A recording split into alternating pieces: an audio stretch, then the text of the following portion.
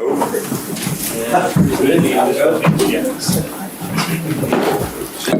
everyone, welcome back. That's a slight whether that changed the last year's process in terms of the embargo section, which will now take place for the national journalists outside the room, so that'll be at the end of the open press conference. Vinny?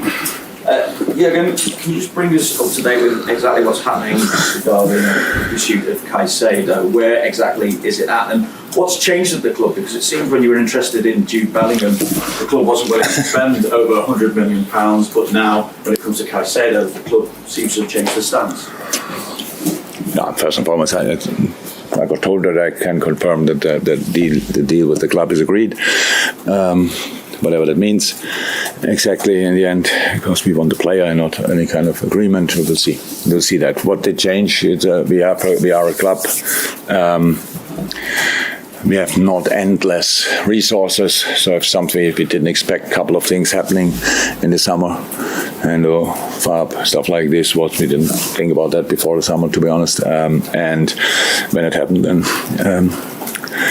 we gave it a go, and obviously the club was really stretched it there, to be honest. But we will see in the end. It's for me, I told you now what I know. That's exactly. And if he can speak out something else after, I would be more than happy to do so.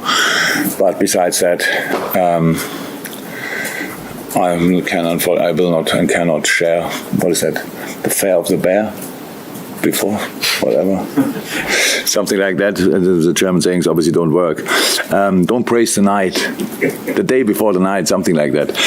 So let's see what happens, and then we go from there. I have to check though, is he due for a medical here today? Or? I cannot tell you. I don't know. If you are to seal a deal for CAICEDO, will that be effectively it then for the transfer window? Yeah, but are you still interested in Lavia, or would you be looking to strengthen elsewhere? Let's talk about that if these kind of things happen. It's nothing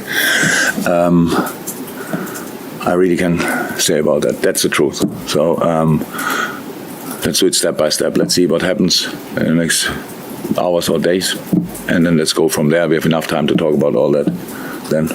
I take it then it's not a distraction ahead of a massive game at the start of the season against Chelsea. No, one has nothing to do with the other, obviously. We prepared the Chelsea game already for a while. That's clear.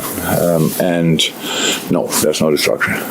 Do you know, just finally from me, exactly what to expect against Chelsea? Because the change of manager, and we touched on it a little bit earlier on, we don't quite know what the Pochettino effect is going to be.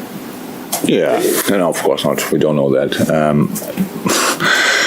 I think two really good football teams, very talented football teams, will face each other. We watched obviously Chelsea on the tour, whatever we could get from there, from the last games. We played the Dortmund game, the Newcastle game. A lot of good things. You can see that it's a very really talented team, and that's what we have to prepare for. It's a home game for them, the first home game after a long break, if you want, and after a disappointing season.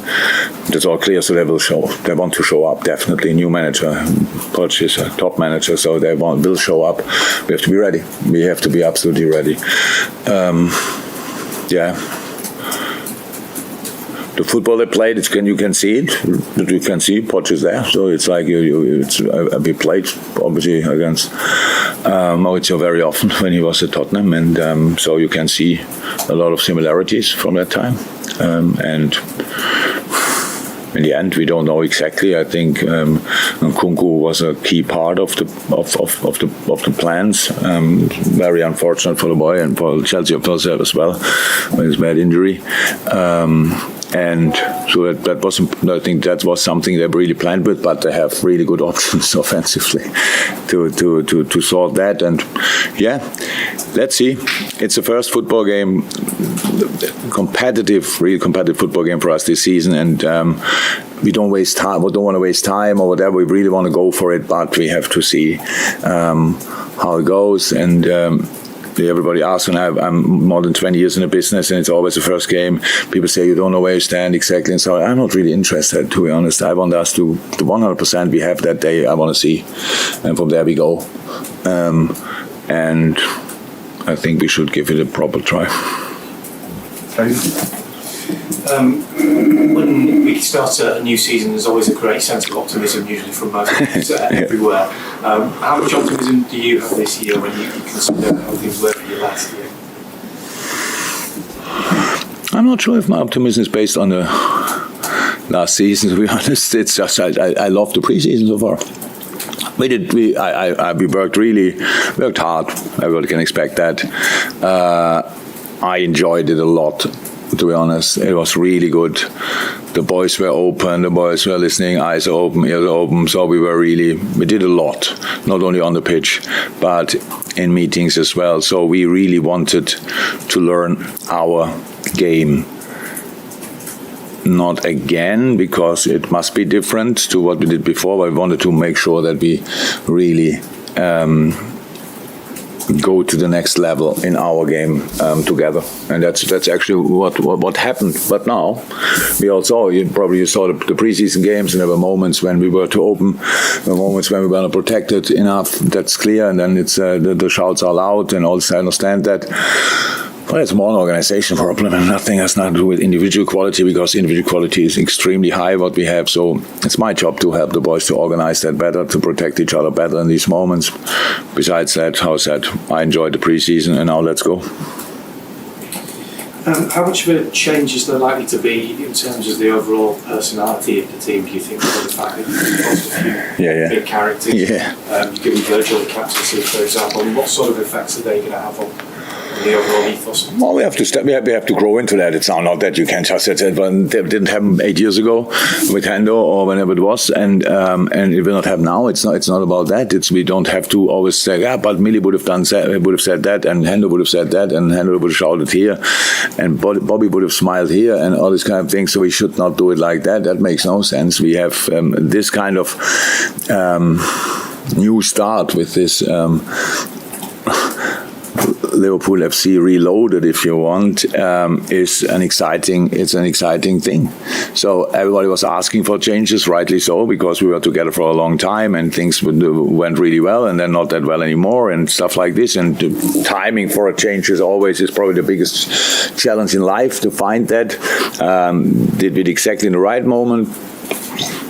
Difficult to answer, but now it happened, and that's good. It's a new chance for everybody. Everybody has to step up, the new leadership group, and not only them. So if you look at the players who are not in the leadership group but have all you need to be a leader, it's absolutely exceptional. Absolutely exceptional. The new voices are great. Cody, Dom, 22, captain of Hungary, Maka, outstanding. So these boys, they are there as well. We all share responsibility, and it's not that we should give ourselves too much time to grow into it. It's just, let's do it. Let's take the responsibility and go from there, and don't try to be like somebody. Be the best version of yourself, and then we have a good chance to help the team in the best possible way, and that's exactly where we try to help the boys. Mike? Yeah, again, what gives you most encouragement about this new LFC Reloaded? The sessions I saw.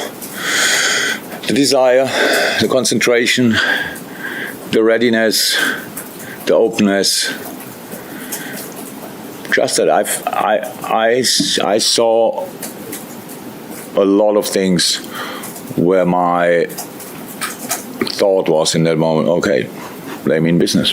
Oh, let's give it a go. That's it. You could see it. We are not happy. But it's not that I can want to remind the boys every day and say, by the way, last year it was like this and that. Makes no sense. But it's deep inside. It's there anyway. It's anyway there. So we want to show up, and it's we have absolutely we have in a few weeks' time, whenever the draw is, and we are really happy to play European League. But of course, we want to be Champions League a year after. So there are two possibilities: you qualify for the Champions League or you win the European League. So both is pretty difficult, but both we should give a try for both, I would say, and then we will see if we can do it or not. So we have targets, a lot of targets. We are highly motivated, and how I said, my good feeling is based on the things I saw and the things we did during the preseason. You've always been very passionate about player welfare. How difficult and how much pressure is it going to put on players now this new IFAB directive that's been taken on board by the Premier League in terms of added time, and we're talking about games being over 100 minutes, and it might be watered down as the season goes on. We don't know that, but if it isn't, it's going to mean an extra sort of 5 or 6 games per season. It's difficult to answer. So I know where you're coming from. We have a 90-minute game, and in the end you have a net game time ball in play between 50 and 55 minutes and stuff like this, and everybody could ask, okay, where's the ball the other time? So, and there are obviously moments where the ball is out and it's part of the game and it's completely fine, but how much do we have to extend that in these moments, stuff like this? So in the end, we probably, if we can get to 55 to 60 minutes ball in play, we will see. But it means that doesn't sound too difficult, I have to say. When I speak about player welfare, I speak about that in general. We have too many competitions, we have too many games in general now, but having 3 or 4 minutes a game, more ball in play, I can see it now that it will make a massive difference. We will see that there will be a massive difference in the end of the day. If you have 10 minutes extra time, imagine that, 90 minutes played, it's 0-0 or whatever, or 1-0 down or whatever, and then you see 10. That gives a boost. That will be intense, stuff like this. Everybody will go for that. So that will be interesting to watch. I don't know yet exactly how influential that will be. We will see that. But I understand where they're coming from. It's always like I think time wasting got too much in the last years. But I think even more so, rhythm breaking was a massive feature that came up in the last years, and you thought, oh my God, what are you doing now? You have 2-3 good situations and the keeper stays down for 2 minutes and you think, what does he have? Nothing. So it's difficult to judge in these moments, obviously, but that got more and more. From that point of view, I'm quite happy that we tried to go for that. I thought it makes sense to give earlier yellow cards. You don't want to have a yellow card for time wasting, so, and especially not after 15 minutes or whatever. That's clear, you might not do it then. But I hope at the end we find like a good solution together, that we don't have 10 to 15 minutes extra time and yellow cards everywhere. We need to find a solution. Right? But as a wake-up call, come on, we're actually here to play football and not to let the time run down somehow in the moment when we have the result we want. I think from that point of view, I rather think it's good. But again, more football is really difficult to take in because we are on the edge. There's no doubt about it. There's no doubt about it. Each other sports person I know, with the football people and football fans, are like, but I do this, they do that, they earn this and that. It has nothing to do with it. We are at the edge. We have to make sure that in the future we have to sort that. Unfortunately, there are not as many discussions about it because that costs money, and nobody's really happy to do that. So we will see how the next season goes in that department. Will be really interesting. I'm 100% sure I stand out there, and if we are 1-0 up and somebody tells me 12 minutes, I will not be over the moon. Any other way, I think, okay, that's nearly half time, so let's go. We will see. Any more for the open? No? No more change? Jurgen, just on the transfers and the way the prices have gone up, a number of years ago you said you could never envisage spending like 100 million on a player. It just started to change because of the organisation. You have to do that at times. Everything changed, huh? Everything changed, and obviously do I like it? No. But did I realize that I was wrong? Yes, definitely. Definitely, that's the way it goes. It's not great, it's not top, but it's the way it goes. It will not go the other way around again. Saudi Arabia definitely will not help with that. No, not blaming anybody. It just will not help with it. Another market with a lot of money. In the end, it's we as a club. We have just to try to make sure that for us we get with our resources, with the money we have, so we get the best possible team together. And we all know in football it's like that will then 50% will like it and 50% will say, yeah, but I would have done this and that. So that's it. But you can believe me, we really try everything to bring together the best team or squad for us. That's the idea. And we are not in dreamland, so it's not that we can just point on players and bring them in. There's a lot of work to do to do these kind of things, and sometimes one door closes and the other goes up, opens up, and then the other door is opening, and these kind of things. So that happens. But yes, if people want to throw my quotes from, I'm not sure, 5-6 years ago, absolutely no problem. I was that day, that's what was that day what I thought, and I realize now I was wrong. So it's easy to admit that. Thank you. Thank you.